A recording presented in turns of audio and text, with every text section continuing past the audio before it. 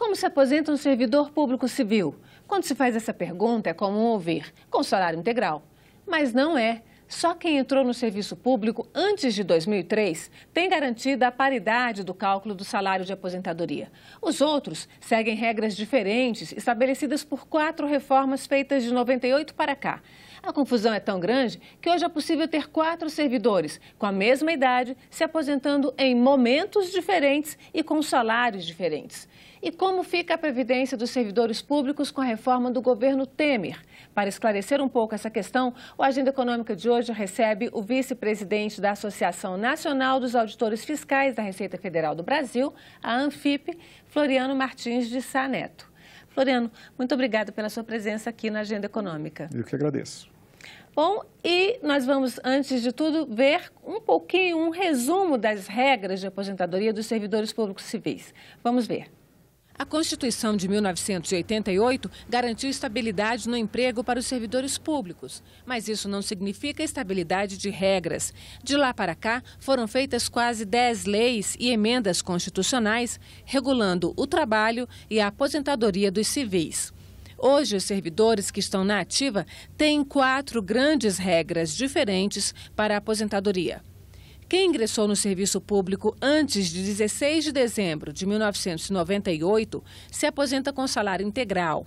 Homens precisam ter 60 anos de idade e 35 de contribuição com a Previdência. As mulheres podem se aposentar com 55 anos, desde que tenham contribuído por pelo menos 30 anos. E cada ano a mais no tempo de contribuição permite reduzir 1 ano na idade de aposentadoria, mas precisa ter ao menos 25 anos no serviço público. Quem entrou para o serviço público entre dezembro de 98 e dezembro de 2003 mantém a paridade do provento, mas só se aposenta com a idade mínima de 60 anos para os homens e 35 de contribuição e 55 anos no caso das mulheres, com 30 anos de contribuição. E todos precisam ter no mínimo 20 anos de serviço público. Quem virou servidor entre janeiro de 2004 e maio de 2013 não tem mais paridade de remuneração. A aposentadoria é calculada pela média dos 80% maiores contribuições de toda a vida. Mantém os requisitos de idade mínima e tempo de contribuição. O tempo de serviço público obrigatório cai para 10 anos. Os servidores que ingressaram na carreira depois de maio de 2013 já estão enquadrados no regime geral da Previdência Social. A aposentadoria máxima é igual ao teto da Previdência. Quem quiser receber mais tem de contribuir para o FUNPRESP, Fundo de Pensão dos Servidores Públicos. Os limites de idade e tempo de serviço também são os mesmos. Floriano, é confuso, é muita regra e ainda tem umas outras que são detalhezinhos que eu achei melhor não colocar, porque senão a gente não ia entender mesmo.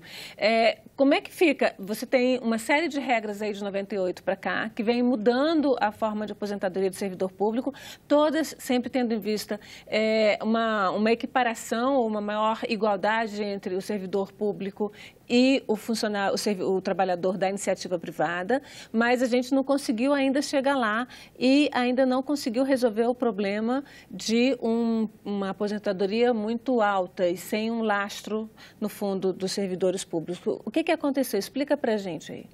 Pois é, nós entendemos que há um equívoco muito grande nessa proposta encaminhada pelo governo, na medida em que, no caso específico hoje do nosso debate, servidor público, não vai haver, não tem nenhuma medida que venha no sentido de resolver problemas históricos, ou melhor dizendo, de trazer à luz questões históricas. Nós estamos hoje servindo como bode expiatório, tá? Como bode expiatório para a proposta, ou seja, o governo está encaminhando dessa forma, está tendo dificuldades em andar a proposta como um todo, e escolheu levar ao público a situação específica dos servidores públicos. Então, é ótimo essa oportunidade que nós temos hoje para explicar para quem está nos assistindo que existem questões, por que a Previdência do Servidor Público é assim. Ela é assim porque, basicamente, nós estamos falando de um regime administrativo. A condição de servidor público, praticamente ela perdura depois da aposentadoria. Eu continuo me reportando ao mesmo recursos humanos dos órgãos e esse é um dos problemas que nós apontamos. Nós não temos uma unidade gestora única.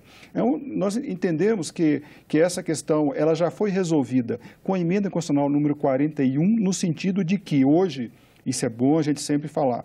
Hoje, o servidor público só se aposenta, o novo servidor público, a partir de 2013, com o mesmo valor do regime geral. Ou seja, mas o governo bate bastante na questão de que o servidor público se aposenta com valor integral, o que não acontece desde 98.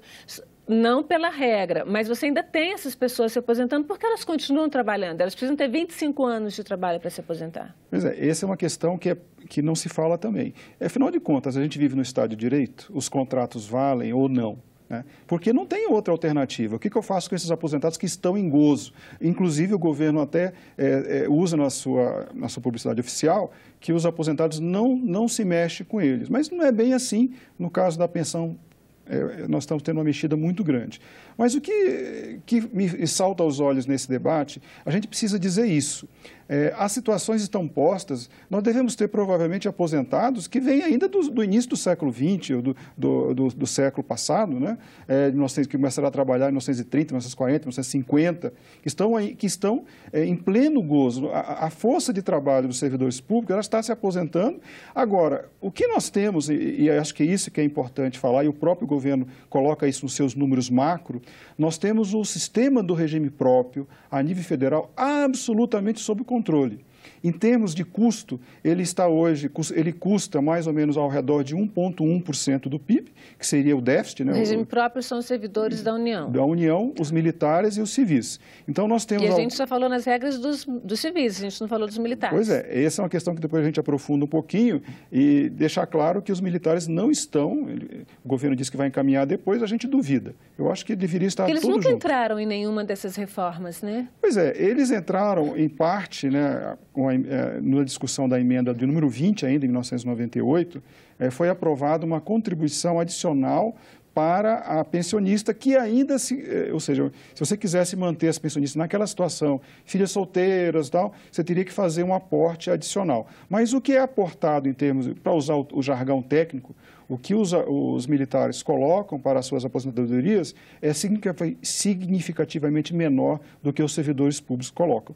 Então, assim, em termos de déficit... Só para a gente deixar bem claro, do que os civis. Eles contribuem menos do que os civis. Exatamente. Então, em termos de déficit, para a gente levar para essa discussão, o déficit do servidor público no geral, dos dois, ele está mais concentrado em cima dos militares. Mas existe mesmo um déficit, então, da aposentadoria do servidor público? Mas então é isso que nós queremos deixar bem claro. O nosso sistema, mesmo havendo aí um mandamento constitucional de que a gente devesse criar uma unidade gestora única, um fundo próprio, ou colocar os ativos à disposição para fazer o pagamento das aposentadorias ao longo dos anos, isso nunca aconteceu. Então, o governo não regulamentou, nem o governo federal, porque a gente está falando aqui do servidor federal, mas a gente tem que pensar que o servidor do município e o servidor do estado seguem mais ou menos os mesmos parâmetros. Isso não foi feito, nem o governo federal, nem os estaduais, nem os municipais fizeram os fundos previstos na Constituição de 88? Aí nós temos uma diferença, né?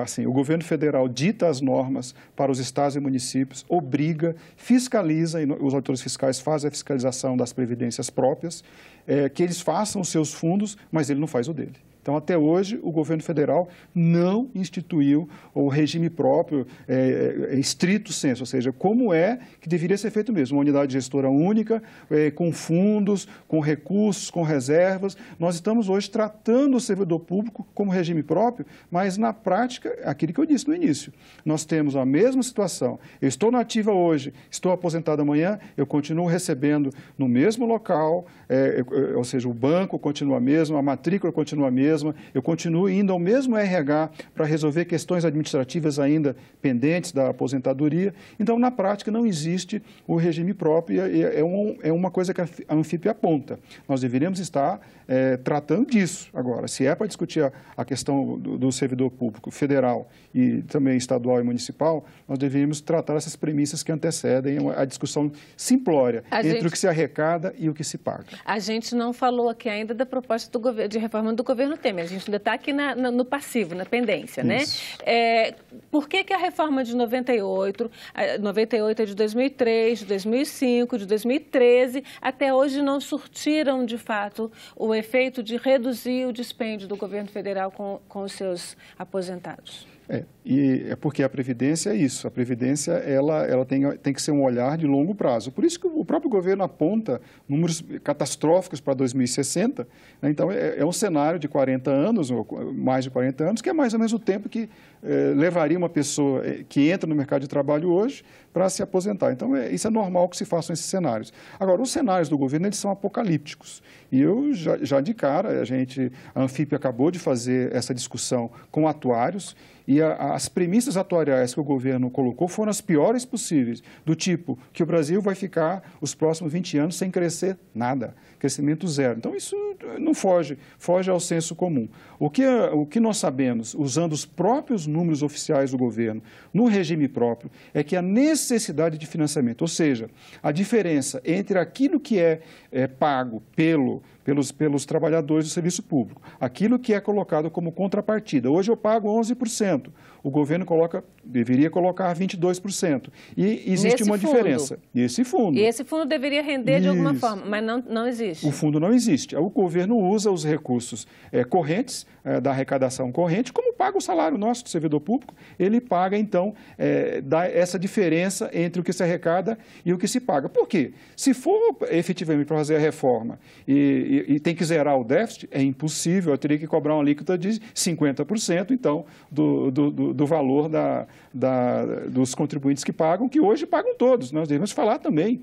O aposentado do serviço público, até o teto do RGPS, ele contribui, né, ele tem essa contribuição dele de 11%. Tá. Bom, a gente vai fazer um rápido intervalo e volta já para continuar essa conversa e tratar realmente da proposta da reforma do governo Temer. E no próximo bloco continuamos a conversar com Floriano Martins de Sá, vice-presidente da Anfip, sobre a aposentadoria dos servidores públicos.